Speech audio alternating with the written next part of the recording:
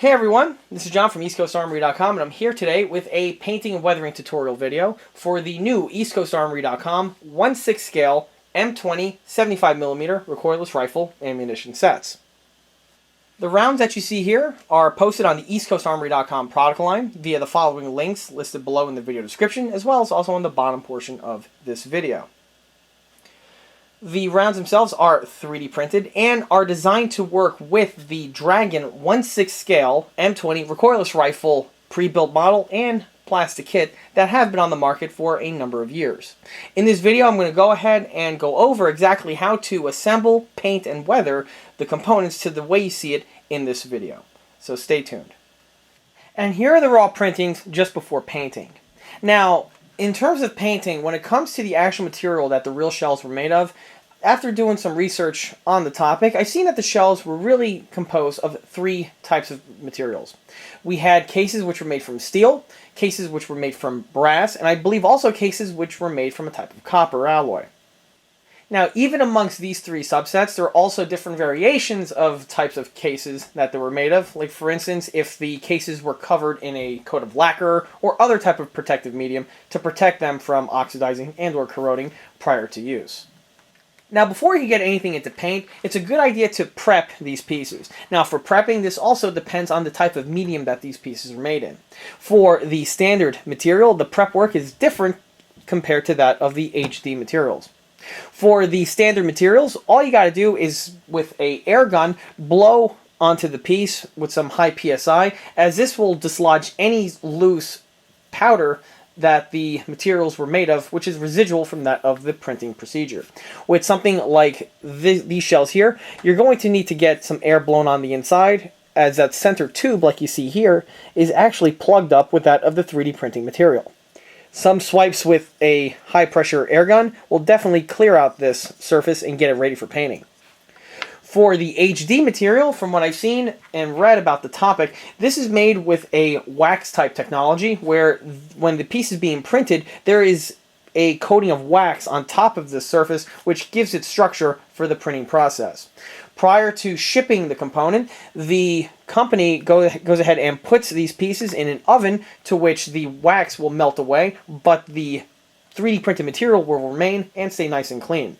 They do an adequate job in getting most of the residual residue off of these pieces. However, just to be sure, it's a good idea to soak these pieces in turpentine and then wipe them and blow them clean with an air gun prior to continuing with the painting process, as these residual wax surfaces can possibly cause issues with the paints you're using.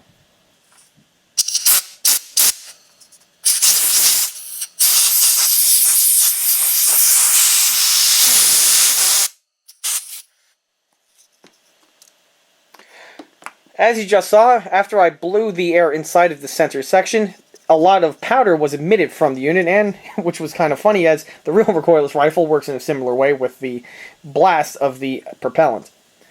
With the holes and the perforations, all of the powder simply just blew out of the inner recesses of the casing, leaving for the hole now to be present, as well as the side holes. And this piece now is prepped and can be continued into painting. Same will be done to the other shell casing as well.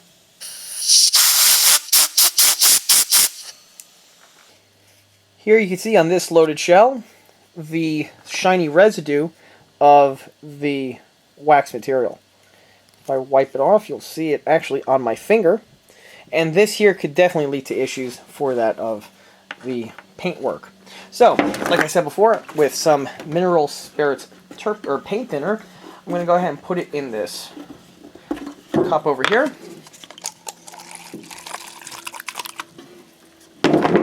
To which then the pieces will simply take a bath. And after a few seconds of sitting in the material, I'm going to wipe everything down and then air clean it with the air gun just to make sure everything is nice and bone dry. Now, like I said, I'm using paint thinner for this application. However, I believe rubbing alcohol may also be used, but from my personal experience, the paint thinner seems to work very well. If anyone has had some good results with removing this material with that of alcohol, be sure to put it in the comment section listed below, as I'm pretty sure myself and other people watching this video would definitely be interested in finding out.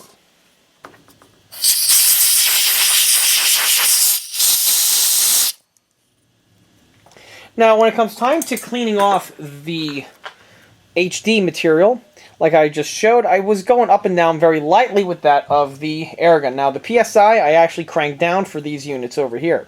The reason for that is that because of the shape of the internal tube found on the sections here of these rounds, the air can actually break these pieces off, and once broken off, the pieces are basically useless in terms for the spent shell casing. Now, for the loaded shell casing, this isn't going to be an issue, as I'm going to go over why shortly after the pieces are painted. But to avoid these parts from breaking on anybody who's trying to get any of the residual oil off, like I said before, crank down the PSI and lightly blow on the inside, and just focus your efforts mostly on the exterior portion of the casings. Once the cases and the projectiles are thoroughly prepped and ready to paint, like I said before, there are two ways I'm going to be painting these shells. Some are going to be steel case and others are going to be brass case. For the steel case ones, the color I'm going to use is that of Tamiya acrylic, and it's going to be German gray XF63.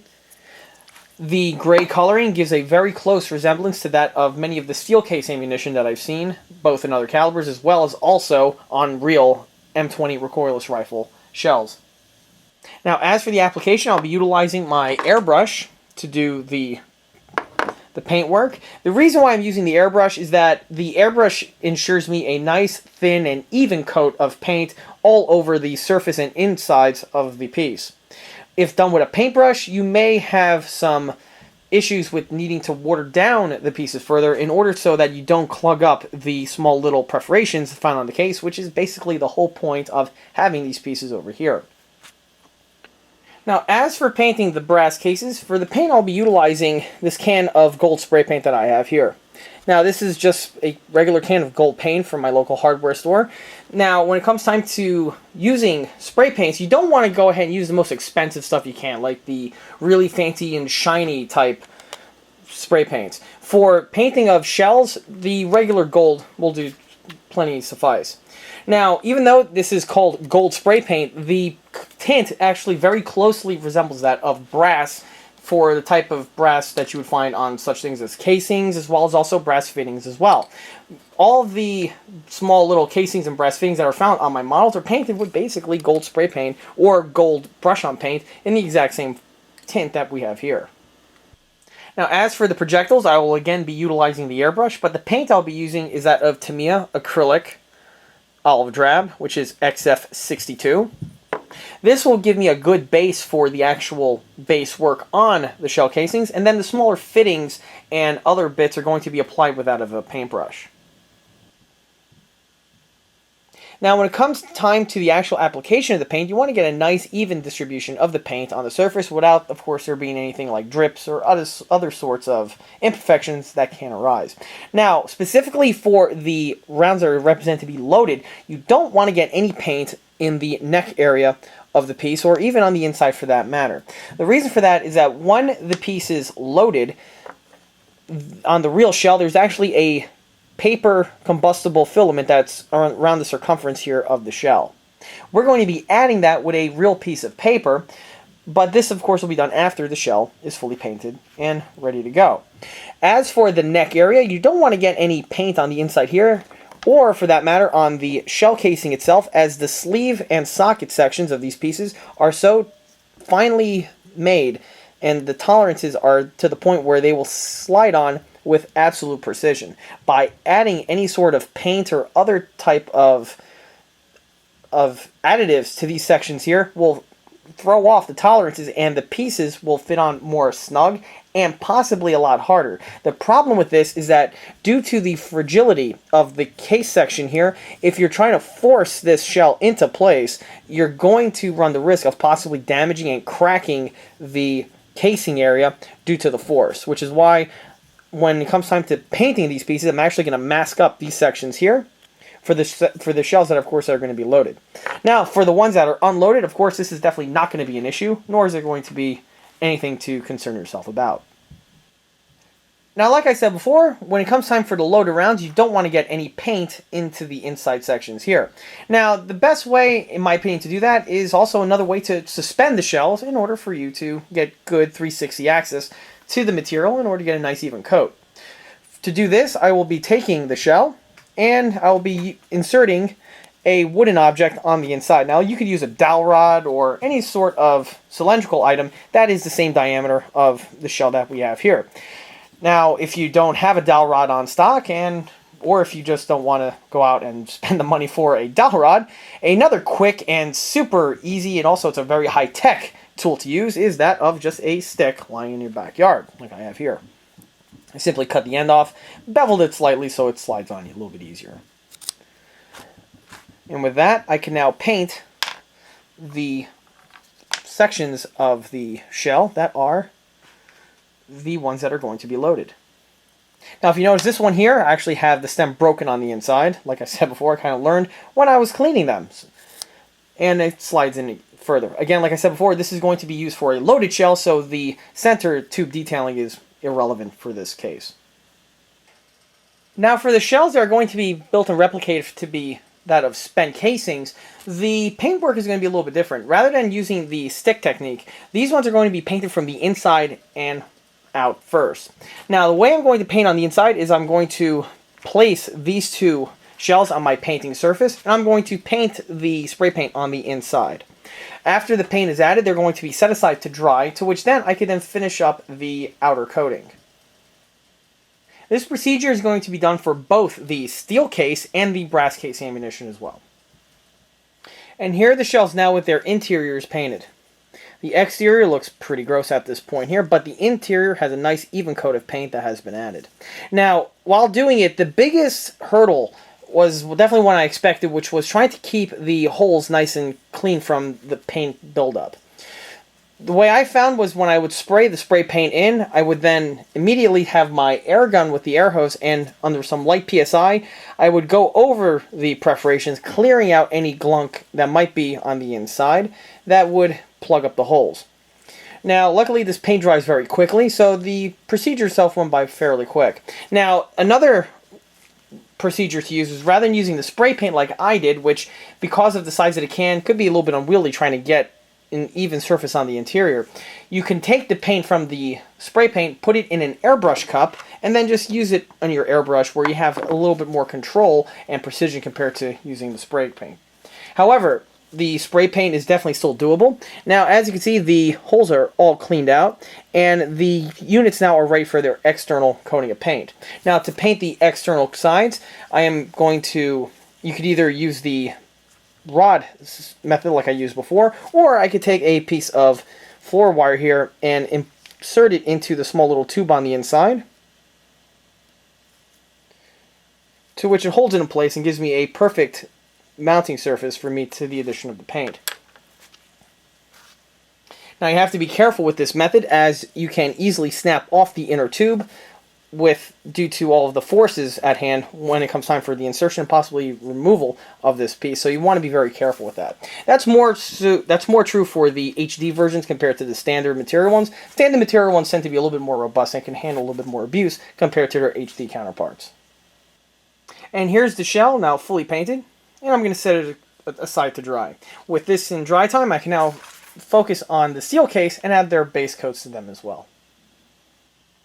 Now, to paint the steel case ammo, like I said before, I'll be utilizing my airbrush, and I have my paint cup ready to go with the Tamiya dark gray.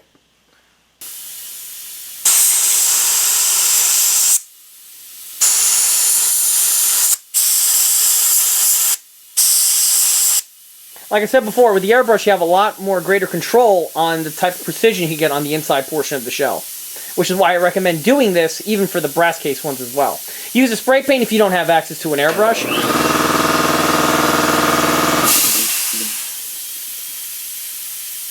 Or if you have really experienced skills with working with such aerosol type spray cans.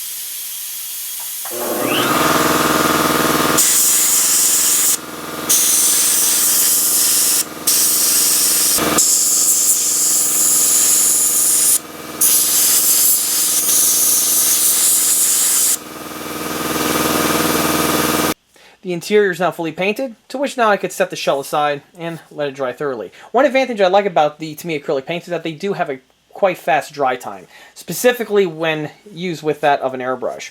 Now, you can also do the same procedure with that of a paintbrush. However, it is going to require a little bit more skill and more patience, as you do have to be very careful with working with, again, the perforated case and trying to get in there, making sure none of the holes are plugged up. It's doable, but it is going to require a lot more attention required by the end user.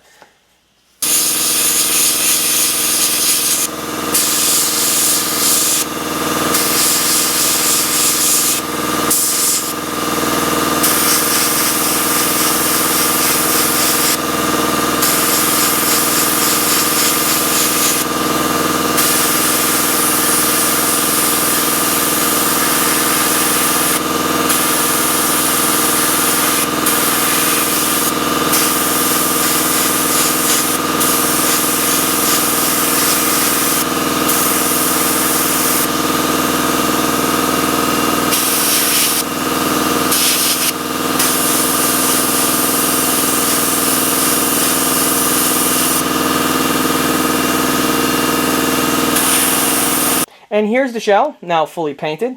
Before I set it aside to dry further, you'll notice when I was painting the piece, I was very careful and I added several coats of paint around the entire unit. The reason for that has to do with you want to have the paint on in a nice, thick enough manner so that it's not too thick where it starts dripping or it'll start plugging up some of the finer details. But you don't want to have it too thin in that it becomes too fragile, or you could still see some base material shining through. About 1 to 2 coats is more than enough to fully and thoroughly coat the HD material. Now, one thing I did notice was that on the standard material, it is going to require a couple extra coats compared to the HD material. The reason for that is that from what I've seen, the standard material tends to act almost like a sponge, or almost like it has like characteristics similar to wood, where it absorbs that of the paint. So don't be surprised if you have to do at least 1 or 2 extra coats on the standard material compared to its HD counterpart. However, having said that though, this material does have excellent paint adhesion, and once the paint is on, you're not going to have to worry about it scratching off very easily.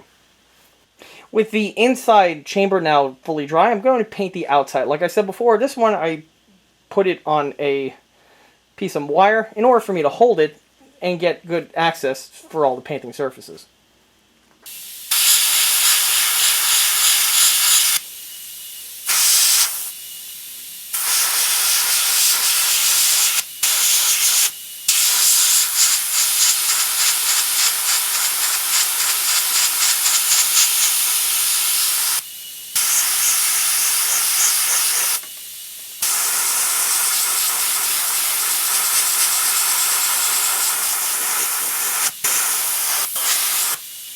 Okay, the first coat has been added, and now I'm going to give it a second and possibly a tertiary coat as well. Just follow the exact same format that I used for the original base.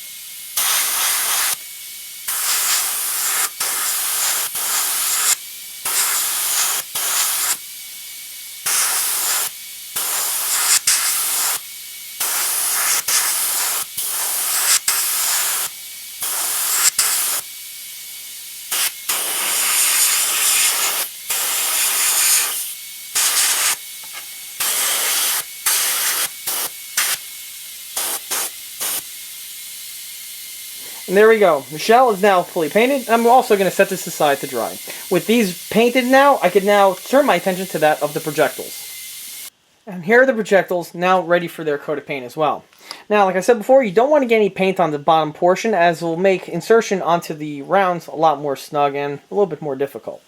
So what I went ahead and did was, with some blue masking tape, I went ahead and simply taped off these sections here. With the sections taped off, it gives you a nice little flag area, which is a very convenient place to mount on a clothespin, so you can hold it and apply the paint without touching it.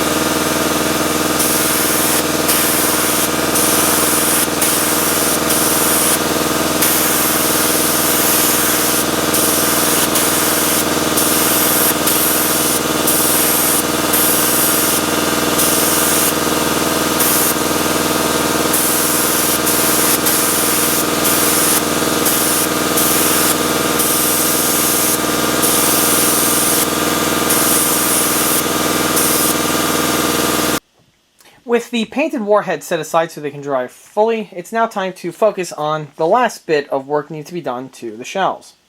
Now, the first thing I'm going to focus on is that of the actual primer cups themselves. As you can see, the primer cup detailing is present on the printings. And to make them pop further, I'm going to add a little drop of paint to each one of these pieces, which will differentiate the primer from the rest of the casing, and also gives it a little bit more added detail with a little extra added pop for not a whole lot of extra work. For this, I'm going to add a little drop of copper to each of these pieces here. For the copper, I'm using a can of spray paint, and I just simply sprayed some onto this little piece of scrap cardboard. And with a small paintbrush, I will now go ahead and simply just add on the little bit of detailing. After the paint was added to the bottoms of all the rounds, I went ahead and detailed even further. In addition to the copper paint, which was utilized to simulate that of the primer cup, I added another smaller drop of gold paint in the center of the copper, which mimics that of the actual primer.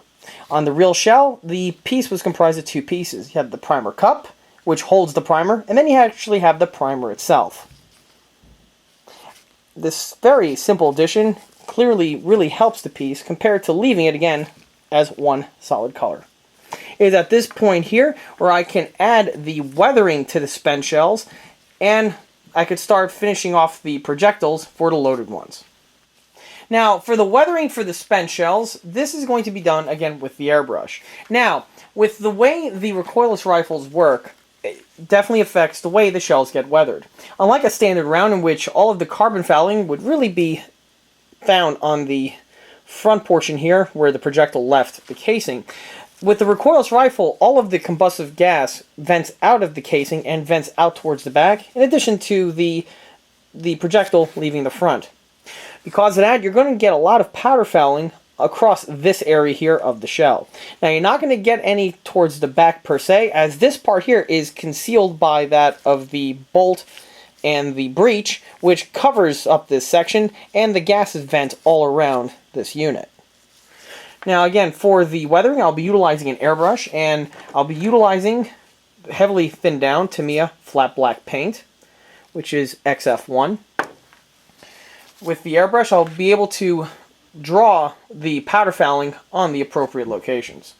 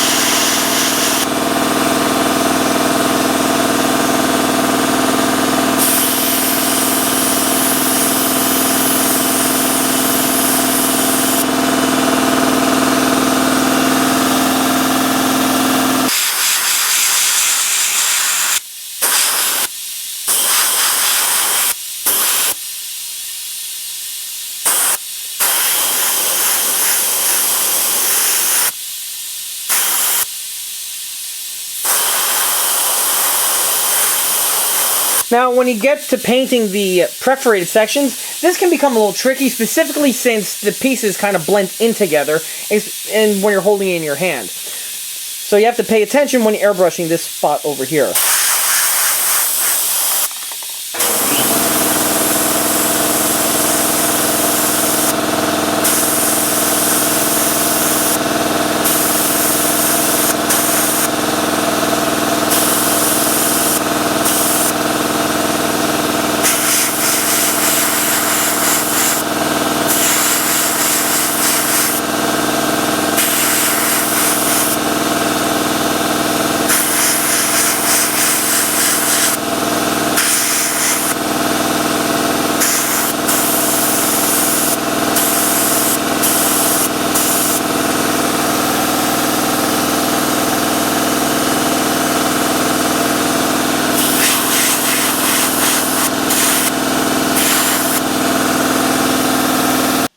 Once the weathering is done, the shells are completed and are ready for shelf display. Here you can see the completed brass casings.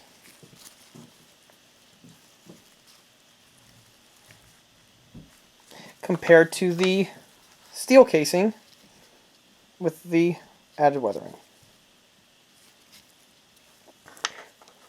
With these now wrapped up, I can now turn my attention to the loaded variants. And here are the projectiles now with their final pieces painted and are ready for installation after this point. As for the pieces, they are painted with that of a paintbrush, namely that of the details, where we have the two different colors, the silver and the gold. A brush of gold paint was also added to the barrel bands that we have here. I believe they're called rifling bands. Either way, when it comes to painting these, you don't want to have the paint very thick, as of course it'll clunk up the nice detailing that is found on the printings for these pieces here, as well as the rings that are present on the printing for that of which colors go where. As at this point here, I could remove the protective tapes and get the loaded shells into final assembly. Now, before I go ahead and mount the projectile to the actual casing itself, it's now time for the most important detail that needs to be added prior to final assembly, and that has to do with the paper liner.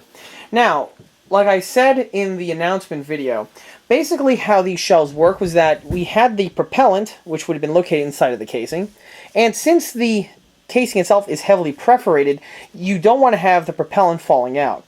And to prevent this from happening, what the designers went ahead and did was they designed a paper sleeve which went on the inside portion of the casing, and it held all of the propellant in place, but during triggering and firing, when the propellant starts combusting, the paper will simply burn away and vent out of the perforated holes that we have here.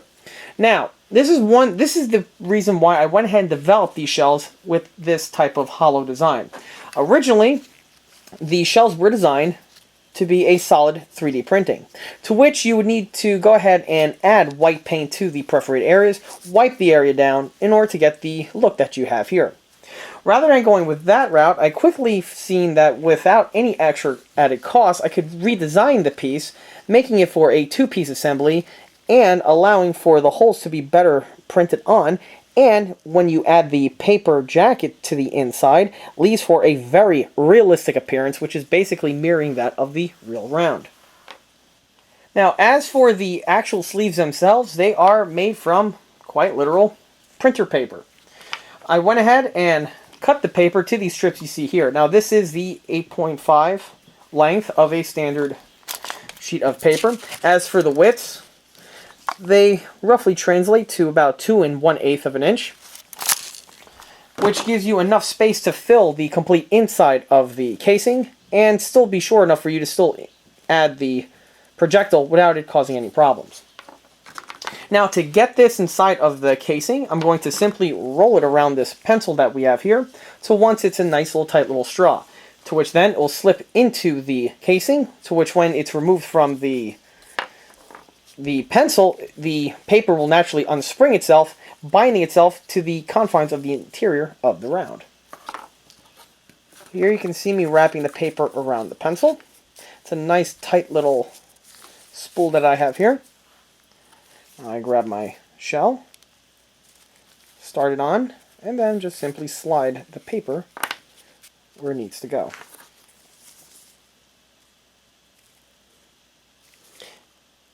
Sometimes the paper roll gets hung up on the mouth of the cartridge, to which then with something pointy like a needle, or in this case just a nail, I can go ahead and hook the end and slip it till it goes directly into its cavity, like you see here.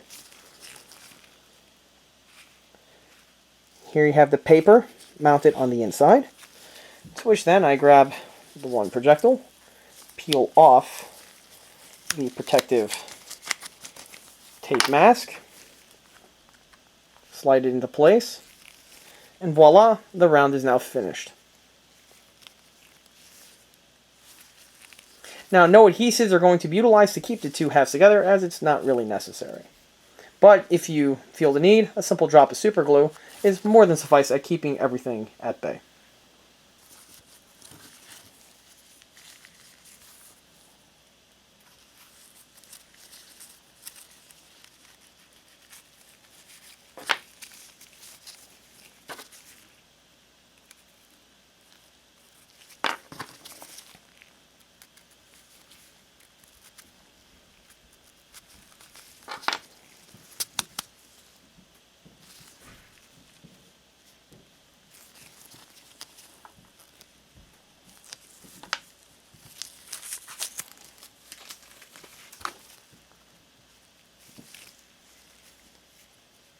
As you can see with the steel case variant, the paper jacket is more easily noticed. Now, unlike the spent shell casings, I'm not going to add any weathering to the completed rounds that we have here. This may seem anachronistic, specifically if anyone has a diorama that has a weathered or a beat-up M20 or an artillery piece for that matter, but the rounds are completely left totally clean. The reason for that is quite simple. The gun itself gets manhandled, used, and abused, while the ammunition is actually kept very secure in sealed containers. The ammunition for the recoilless rifle rounds themselves would normally be kept either in a crate or in a disposable paper cardboard tube, which would be opened up and discarded in order to remove the casing, or the shell for that matter. Now, also, another thing to keep in mind is context of the diorama. If you're building a diorama of an M20 either for late World War II or during the Korean War, it would be highly unlikely that the rounds would have any weathering on them whatsoever, as these pieces were literally brand new coming off of the factory production line. This would be true all the way up to arguably even into the Korean War, as these rounds were still being produced, as the M20 was highly exported and was used by many allied countries. If you want to have something that has more weathering on it, this would be something more, I guess, along the lines of a 1990s or even into the 21st century with small conflicts if you want to have a diorama such along those lines. But normally these rounds are kept in remarkable shape, as is basically surplus ammunition for that matter as a whole. And here we have a quick comparison between the prototype ECA solid 3D print shell, the hollow 3D printed shell, compared with the stock Dragon plastic shell with the printed on perforations.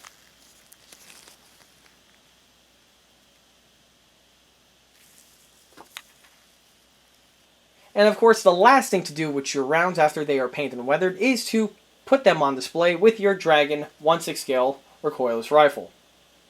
Hopefully this video was informative and helped anyone who's on the fence about purchasing one of these rounds and was curious on exactly how to paint and weather them. With that, that wraps up this weathering and painting tutorial video for the EastCoastArmory.com 1/6 scale M20 recoilless rifle ammunition sets. If you like this video, stop by and like us on Facebook, where there are more photographs of these particular units that have been posted, along with the other smaller and larger scale builds that are found on the ECA channel. In addition to that, don't forget to swing by EastCoastArmory.com, where these particular units are listed for sale, along with the other 1/6 and 1/16 scale builds and detail components. Thanks for watching.